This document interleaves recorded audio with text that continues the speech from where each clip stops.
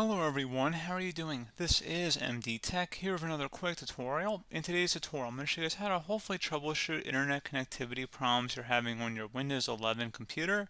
So this should hopefully be a pretty straightforward process, guys, and without further ado, let's go ahead and jump right into it. So all you have to do is right click on the Windows Start button and go ahead and select Settings. Select System on the left side. And now on the right side, you want to go down and select Troubleshoot. Go ahead and left click on that. And then select Other Troubleshooters. Underneath Most Frequent, select Internet Connections and then select Run.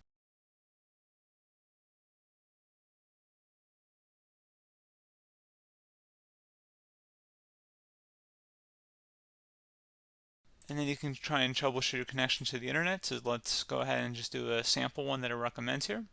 And if you were having a problem, hopefully be able to resolve it. It is doing things in the background here that you're not seeing, but hopefully that would have been able to resolve the problem. If you're still having an issue, you can go ahead and select the network and internet option on the left side. You can also search for it too in the search menu. And you want to select advanced network settings. Go ahead and left click on that. And then select network reset. Reset all network adapters to factory settings. You can open this up too through the search menu. So go ahead and click on that. So this will remove and reinstall all of your network adapters and set other networking components back to their original settings. You might need to reinstall other networking software afterwards, such as VPN client software or virtual switches. Your PC will be restarted.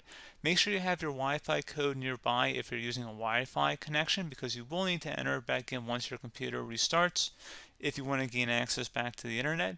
So go ahead and select Reset Now. Are you sure you want to reset your network settings? Select Yes. And now at this point, just save and close out of any open programs and applications and go ahead and restart the system.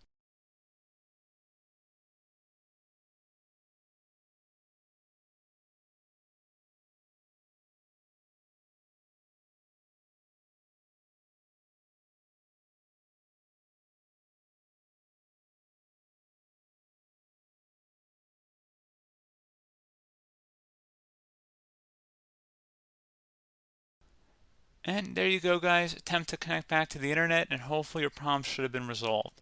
So as always, thank you guys for watching this brief tutorial. Do hope I was able to help you out, and I do look forward to catching you all in the next tutorial. Goodbye.